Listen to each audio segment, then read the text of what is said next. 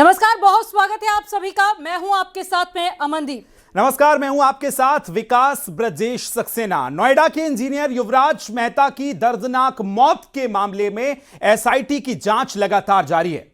SIT की team ने कल मौका वारदात पर वहां पहुंची और आज अब थोड़ी देर में एसआईटी की टीम घटना का सीन रिक्रिएट करने वाली है। लेकिन इस सब के बीच न्यूज 18 को घटना के दिन की कई एक्सक्लूसिव जानकारी मिली है। अमन, जो आज हम खुलासा करने वाले हैं तो आप देखते रहिए। आज हम आपको बताने जा रहे हैं कि हादसे के दिन यानी कि 16 जनवरी की शाम से लेकर रात तक हादसा होने तक युवराज के साथ में आखिर क्या क्या हुआ था, युवराज किन किन लोगों से मिला था, यह भी आपको बताएंगे। और साथ ही आपको यह भी बताएंगे कि युवराज के साथ कौन कौन लोग थे, युवराज ने क्या क्या किया, क्योंकि अब से थोड़ी देर बाद एसआईटी घटना के दिन का सीन रिक्रिएट करने वाली है, जिसमें युवराज के एक एक मूवमेंट को दोहराया जाएगा।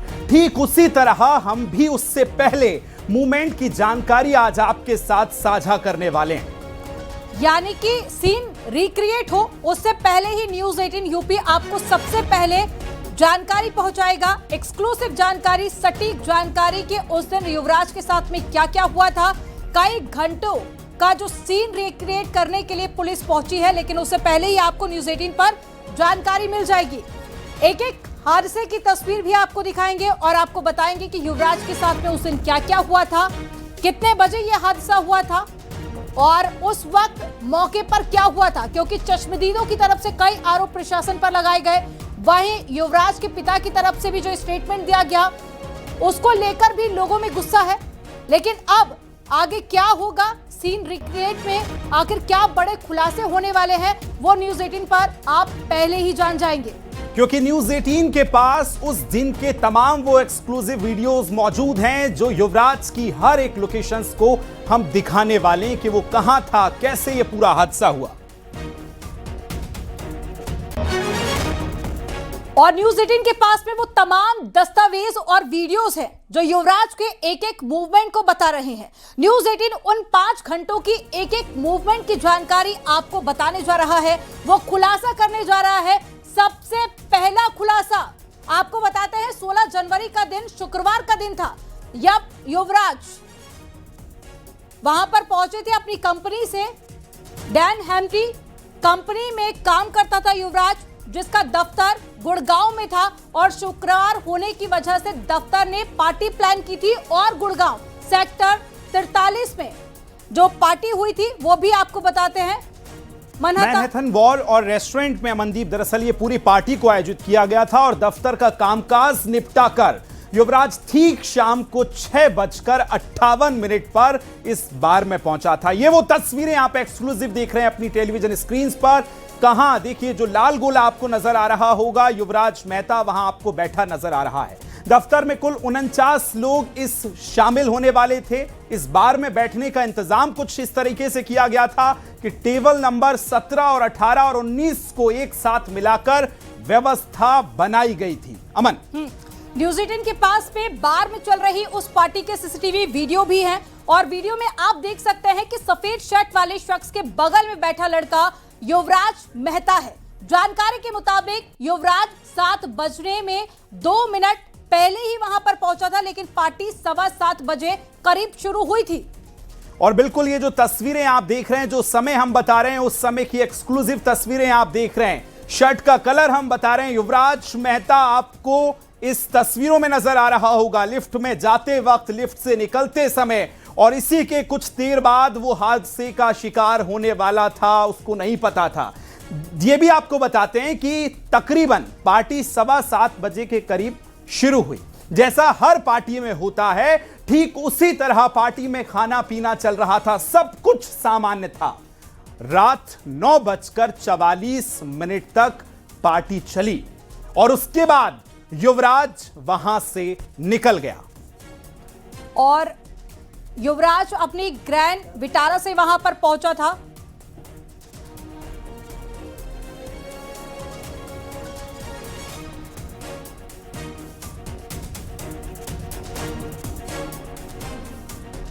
और संदीप पांडे हमारे साथ में जुड़ गए हैं, हिमांशु शुक्ला भी न्यूज रूम में मौजूद है और साथ ही फराह खान भी है। सबसे संदीप, मैं आपके पास पहले आऊंगी।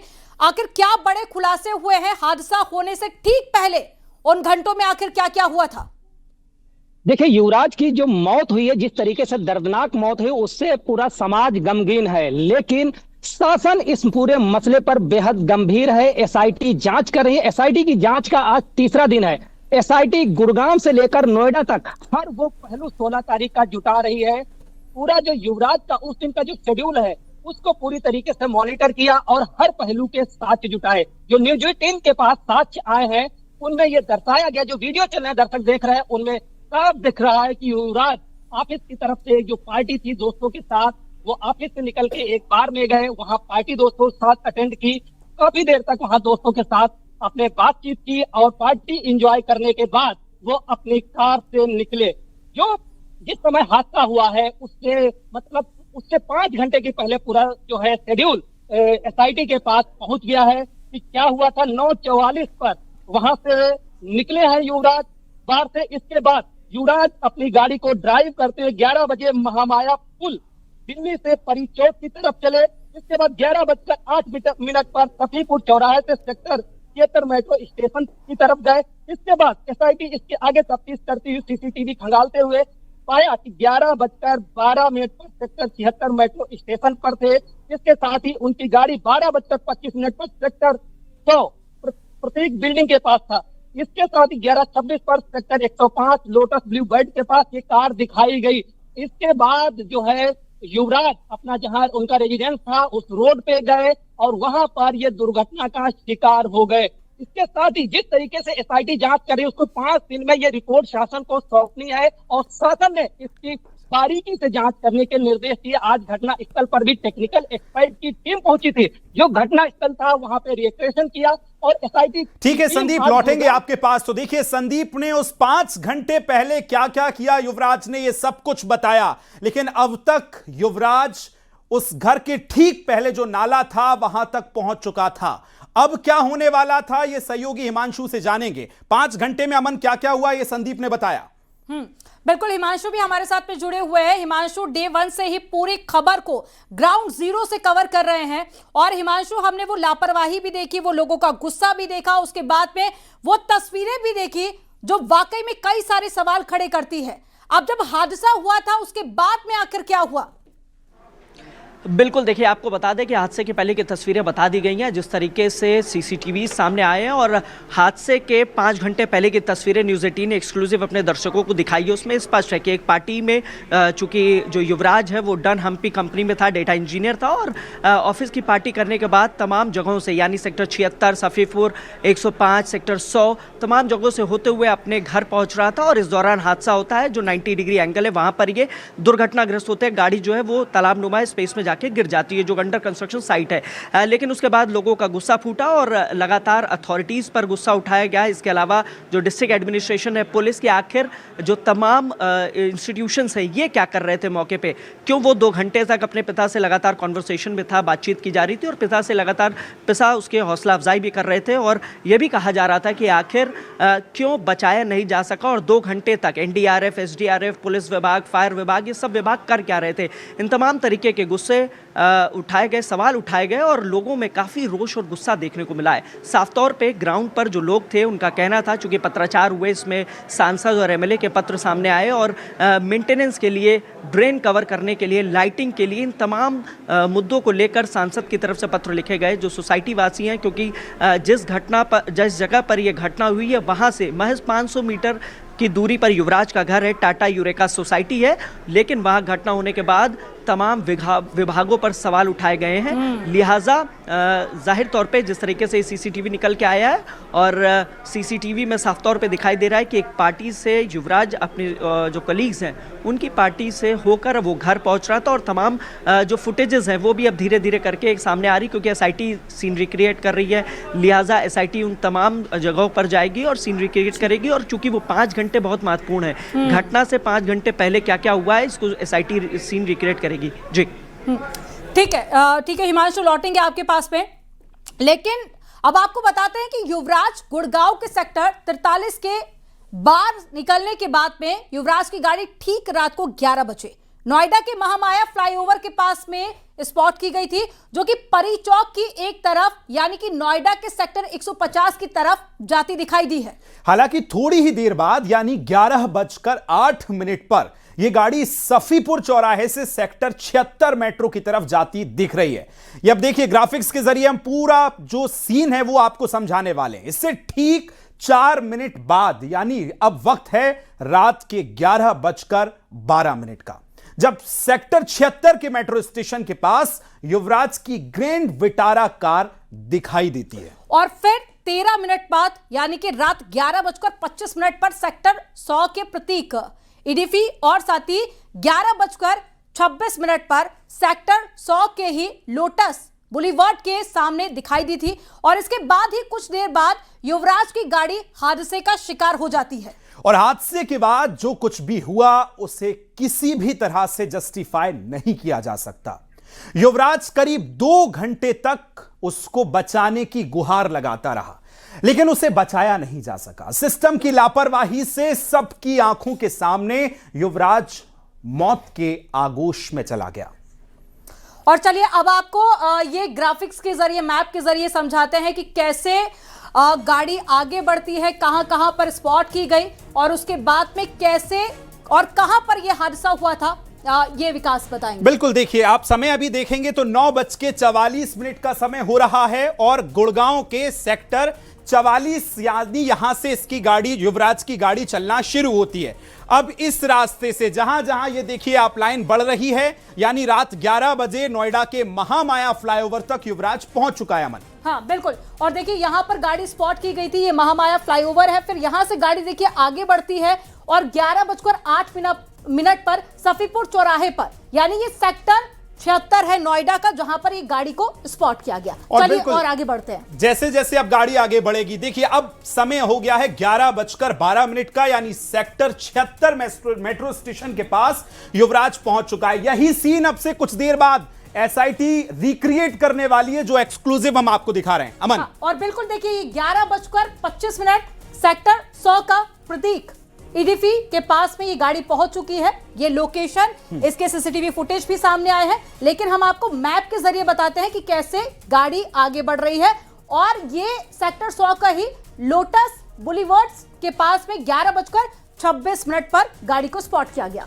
और अब बिल्कुल समय नजदीक आ रहा था और ये देखिए जहां हम ये लोकेशन का एरो आपको दिखा रहे हैं, ठीक ये वही जगह थी जहां युवराज पहुंचता है और किस तरह से उसके बाद उसकी गाड़ी जो है वो हादसे का शिकार होती है। मैप के जरिए हम आपको दिखा रहे हैं एक एक तस्वीर, यानी 9:44 से लेकर पिछले 4 से 5 घंटे में कहां कहां युवराज की गाड़ी गई, कैसे कैसे महामाया फ्लाईओवर से वो निकलकर 150 पहुंचता है, ये हम दिखा रहे हैं। और बिल्कुल वो आपने आखिरी में 90 डिग्री का मोड़ भी देखा इस मैप में, जिस पर लगातार सवाल उठ रहे हैं कि इतना खतरनाक मोड़ आखिर क्यों, और क्योंकि ये भी हादसे का एक बड़ा कारण बताया जा रहा है। और फरा हमारे साथ में जुड़ी हुई है। फरा, शुक्रवार को यह हादसा हुआ, कल मंगलवार का दिन था। मंगलवार को शाम को गाड़ी बाहर निकाली गई, लेकिन उसके पहले भी जो तस्वीरें सामने आई, कभी रबर टूट गई, कभी रस्सी टूट गई। आखिर इतना वक्त क्यों लगा, आखिर क्या वजह इसके पीछे की मानी जा रही है?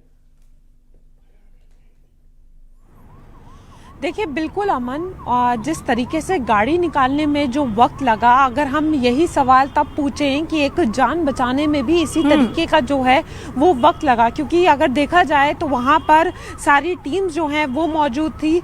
युवराज ने तो खुद हिम्मत दिखाई, लेकिन कहीं ना कहीं जो सिस्टम की हिम्मत है वो हार गई थी और वहाँ पर इक्विपमेंट्स नहीं थे और जो मशक्क़त हुई और उसके बाद एक जान चली गई। तो देखिए देरी जो है वो सिर्फ वहाँ पर मदद पहुँचने में नहीं हुई है, देरी जो है वो गाड़ी को ढूंढने में भी जो है उतना वक्त लगा और गाड़ी जो है वो इतनी मुश्किल से मिली। तो गहराई पानी की क्योंकि बहुत ज़्यादा थी और जिस तरीके से बार बार कोशिश की जा रही थी, तो देखा जा रहा था तमाम प्रयास के बाद भी जो है वो गाड़ी नहीं निकल पा रही है।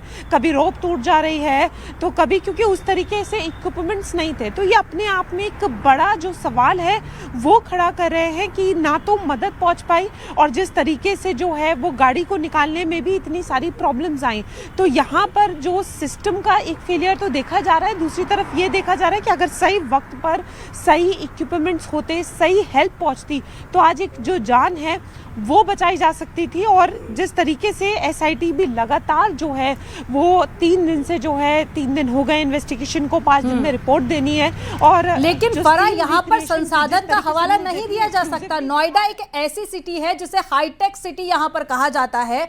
सभी संसाधन यहाँ पर एनडीआरएफ हो, एसडीआरएफ हो, दमकल की टीम हो या फिर पुलिस प्रशासन की टीम हो, सभी यहाँ पर उतनी ही तैयारी के साथ में रहती है। लेकिन उसके बावजूद भी क्या एक रस्सी डालकर युवक को बाहर नहीं निकाला जा सका? 27 साल की लड़की की मौत हो गई है और उसके बाद में एक डिलीवरी बॉय हिम्मत कर लेता है पानी में उतरने की, लेकिन ना तो कोई अधिकारी और ना ही कोई दमकल कर्मी पानी में उतरता है। ये सरासर लापरवाही है। बिल्कुल अमन, जहाँ नोएडा की बात आती है, दिल्ली एनसीआर कैपिटल, यहाँ पर अगर ऐसा सिस्टम फेलियर देखा जा रहा है तो फिर कुछ कहा नहीं जा सकता, क्योंकि वहाँ पर तमाम लोग थे। क्योंकि जैसा कि बताया गया कि लोग वीडियोस बना रहे थे लेकिन कोई हेल्प नहीं करना चाह रहा था, और जब एक व्यक्ति ने हिम्मत उठाकर हेल्प करने की कोशिश की तो तब बहुत देर हो चुकी थी और तब तक जो है युवराज पूरी तरीके से डूब चुका था। तो उसने भी खूब मशक्कत करी ढूंढने की। तो यहाँ सवाल ये है कि क्या सिर्फ रस्सी का प्रयास होना था या उस टाइम? ठीक है, फरा लौट रहे हैं आपके पास, हिमांशु आपके पास आ रहे हैं। आज संदीप की हमने टॉप एंगल वाली रिपोर्ट देखी, 90 डिग्री का हमने वो मोड़ देखा और आपकी रिपोर्ट्स भी हम देख रहे हैं। आज वहां जितने बैरिगेड्स नजर आते हैं हिमांशु, यही बैरिगेड्स उस रात में अगर वहां होते तो हादसा ही नहीं होता, जबकि वहां एक दिन पहले ट्रक पलट चुका है, हादसों को आमंत्रित किया गया है। हिमांशु, बिल्कुल देखिए विकास, ये पूरा फेलियर है। जिस तरीके से अगर बात करें 31 दिसंबर की रात में, उस दिन भी कोहरा बहुत पड़ा था, लिहाजा ये ट्रक जो है उसी ड्रेन में जाके फंसता है और उसके बाद गनीमत ये रहती कि आदमी नहीं मरता है। फिलहाल ये कहना जो अतिशयोक्ति नहीं होगी कि एक आदमी के मरने का इंतजार किया जा रहा था, उसी के बाद इस तरीके से बैरिकेडिंग लगाई गई है। अब जो आप तस्वीर देख रहे हैं, जो हम देख रहे हैं, लेकिन 31 दिसंबर की रात भी यही हादसा हुआ। उसके बाद तमाम पत्र भेजे गए और जो रेजिडेंट्स हैं वो भी अपील करते रहे और अथॉरिटी के अफसरों के जो रेजिडेंट्स हैं वो भी चक्कर काटते रहे। और उसके बाद 16 जनवरी की रात जो ये हादसा हुआ, युवराज की एक दर्दनाक मौत हो जाती है। उसके बाद अगले दिन प्रशासन जागता है, जब मीडिया इसको टेकअप करता है, जब उनकी लापरवाही बताई जाती है, किस तरीके से वो ड्रेन पूरी खुली हुई है। इसके अलावा वहाँ लाइटिंग की व्यवस्था भी नहीं है। ग्राउंड जीरो पर न्यूज़ 18 लगातार कवर करता रहा और आपको तस्वीरें भी दिखाता रहा है, लेकिन इस तरीके की जो तस्वीरें सामने आई, वहाँ लाइटिंग की प्रॉपर व्यवस्था नहीं है, कट्स नहीं है, ना कोई रिफ्लेक्टर है, ना ही कोई इंडिकेटर्स है, ना ही कोई बैरियर्स लगे हैं, ना कोई बैरिकेटिंग लगी थी ताकि जान बचाई जा सके। लेकिन हादसा हुआ, हादसे के अगले घंटे यानी 12 घंटे के अंदर इस तरीके के तमाम इंतजाम कर दिए गए और अब कोई हादसा ना हो। तो ऐसा कहा जा सकता है कि इंतजार किया जा रहा था किसी व्यक्ति की जान जाए। चूंकि 31 तारीख को जब घटना हुई थी तो जो ट्रक का ड्राइवर था वो सेफ था, वो निकल आया, ट्रक भारी था, ट्रक आगे की तरफ नहीं गिरा, लिहाजा वो ड्रेन में जाके फंस गया। और वो जो ड्रेन, टूटी हुई ड्रेन का हिस्सा हम लोग लगातार देख रहे हैं और अपने दर्शकों को दिखा रहे हैं। उस ड्रेन का जो हिस्सा टूटा हुआ वो ट्रक से ही है। तो वो प्रॉपर एक गैप बना था, पूरी एक स्पेस बनी हुई थी कि कार आए और कार उसी राम से होते हुए, उसी सड़क से होते हुए और उसी ड्रेन को क्रॉस करते हुए वो जाके तालाबनुमा कंस्ट्रक्शन साइट पर गिर गई और युवराज की मौत हो गई। देखिए सवाल कई है, 2 घंटे का जवाब कौन देगा? वहां पर 4 विभाग थे, 12 बजे से 2 बजे तक कड़ी मशक्कत की गई। पुलिस के अधिकारियों का कहना है सबसे पहले पिता ने डायल 112 किया, जो 20 से 25 मिनट में आगे रिस्पांस किया। उसके बाद फायर विभाग को कॉल किया गया, कोहरा बहुत था और हास्यास्पद तो ये है कि एनडीआरएफ और एसडीआरएफ का कोई भी कैंप नोएडा में नहीं है। नोएडा शो विंडो कहा जाता है, हाईटेक सिटी कही जाती है, तमाम इंतजाम है, लेकिन उसके बावजूद, क्योंकि हम लोग एक्सपो मार्ट्स भी देखते हैं, एक्सपो मार्ट में तमाम प्रदर्शनी की जाती है, लेकिन उसके बाद भी सरकारी मशीनरी के पास हाईटेक मशीन्स नहीं है। और ये कहना अतिशोक्ति भी नहीं होगा, यहाँ पर इस तरीके की मशीन नहीं, अगर होती तो शायद संभवतः बचा लिया जाता। ये भी कहा गया कि 100 मीटर की व्यवस्था है, 100 मीटर की रोप थी।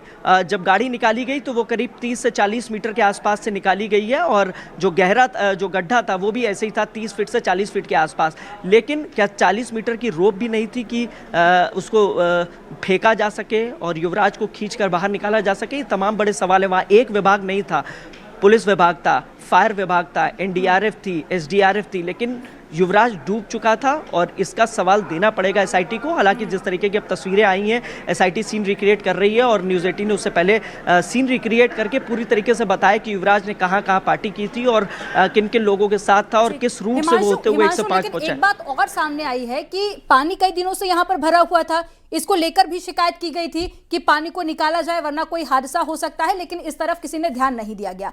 अब मुख्यमंत्री योगी आदित्यनाथ जितना इस पूरे मामले को लेकर गंभीर दिखाई दे रहे हैं, एसआईटी की जांच होगी, रिपोर्ट सौंपी जाएगी, ये कहना बिल्कुल गलत नहीं होगा कि कुछ और भी अधिकारी और कर्मचारी हैं जो कार्रवाई की जद में आ सकते हैं, जिन पर बड़ा एक्शन हो सकता है। बिल्कुल, देखिए, एक व्यक्ति की जिम्मेदारी नहीं की जा सकती है। जो शुरुआती कार्रवाई की गई नोएडा अथॉरिटी के सीओ जो अब तत्कालीन हो गए, उन पर भी गाज गिरी है और होल सोल जिम्मेदार वही थे। उन्होंने जो कार्रवाई की, महज एक जेई पर खाना पूर्ति के लिए संविदा कर्मी था जेई, उसको बर्खास्त कर दिया और बाकी जो एसएम है, सीनियर मैनेजर है नोएडा ट्रैफिक सेल के, उनको कारण बताओ नोटिस जारी किया था। जाहिर तौर पर ये जो कार्रवाई थी ये खाना पूर्ति थी और उसके बाद सीओ पर कार्रवाई हुई, लोकेश के पद से हटाए गए। लेकिन इसके अलावा अगर बात करें तो जीएम सिविल का पद है, इसके अलावा जीएम जो आपके ड्रेन के हैं यानी सीवर के और जल के हैं, इसके अलावा ट्रैफिक सेल के जीएम है। ये तमाम बड़े बड़े पद हैं, बड़े बड़े अधिकारी हैं जो कुर्सियों पर बैठे रहते हैं और फाइलें आती हैं, चक्कर लगाते रहते हैं लोग, लेकिन काम नहीं होता। जहां ज़रूरत होती वहां तो बिल्कुल भी काम नहीं होता। नोएडा में ये खासियत है। फिलहाल आपको बता दें कि इस ड्रेन को लेकर कई पत्र लिखे गए, ना सिर्फ रेजिडेंट्स की तरफ से लिखे गए थे बल्कि सांसद और जो यहाँ के लोकल विधायक हैं, एमएलए हैं तेजपाल नागर, उनकी तरफ से भी पत्र लिखे गए, 2 महीने पहले लिखे गए। एक तथ्य और सामने आया, आज एक पत्र वायरल हुआ है अर्थम बिल्डर की तरफ से। अर्थम बिल्डर के जो डायरेक्टर हैं उनको गिरफ्तार किया गया है, अभय कुमार को पहली गिरफ्तारी की गई इस केस में। उनकी तरफ से एक पत्र आज सामने आया है अर्थम बिल्डर की तरफ से, जिनको ये जो प्लॉट है, चूंकि ये प्लॉट 13 लाख स्क्वायर मीटर का है और इसके कई डिविजन्स हुए थे। ये लोटस को दिया गया था, उसके बाद इसके 24 विभाजन हुए थे, यानी 24 हिस्से हुए थे और जिस हिस्से पर यह घटना हुई, जहां गाड़ी मिली है, ये अर्थम के पास था। लिहाजा अर्थम बिल्डर की तरफ से बयान आया और एक पत्र भी जारी हुआ है। उस पत्र में स्पष्ट है, और ये पत्र जो है 14 मार्च का है, यानी 14/3/2022 का है, 4 साल पहले का ये पत्र। निश्चित तौर पर ये कई बड़े सवाल हैं जो इस हादसे के बाद इस दर्द से जो उपजे हैं, हर नोएडा वासी ये जानना चाहता है। संदीप, सवाल ये कि जिस महामाया फ्लाईओवर से युवराज की गाड़ी आगे बढ़ी, क्या हर दिन वो वैसे ही जाते थे? कोहरा ज्यादा था, और सवाल ये भी कि वो अधिकारी क्या उतने ही लापरवाह थे जो हादसा ट्रक के साथ हुआ था? क्या उनको यही लग रहा था कि ऐसा ही कुछ होगा और फिर वैसी की वैसी तस्वीर बदल नहीं जाएगी और नजर वैसी आएगी? क्या यही सोच रहे थे वो तमाम अधिकारी? देखिए, एसआईटी की जो जांच 3 दिन से चल रही है, वो हर एक पहलू की जांच कर रही है। उस दिन युवराज उसी रूट से आया था और जो उसका ऑफिस का शेड्यूल है, टाइमिंग का, जिस तरीके से निकला, एक पार्टी उसने ज्वाइन की और कहां कहां उसकी कार मूवमेंट भी, हर एक पहलू को बतौर साक्ष्य एसआईटी ने संग्रह किया है। न्यूज 18 खुद अपने दर्शकों को पॉइंट टू पॉइंट उन स्पॉट्स की डिटेल दिखा रहा है जहां से युवराज की गाड़ी निकली और युवराज कैसे हादसे का शिकार हुआ, यह भी अभी तक दर्शकों को बताया गया। लेकिन जो 2 घंटे की मशक्कत के बाद भी, गुहार लगाने के बाद भी युवराज को मदद नहीं मिल पाई और वो मौत का शिकार हो गया, यह सवाल हमेशा बने रहेगा। और इन्हीं सवालों के जो जिम्मेदार हैं उन पर सख्त एक्शन की सरकार की तैयारी है।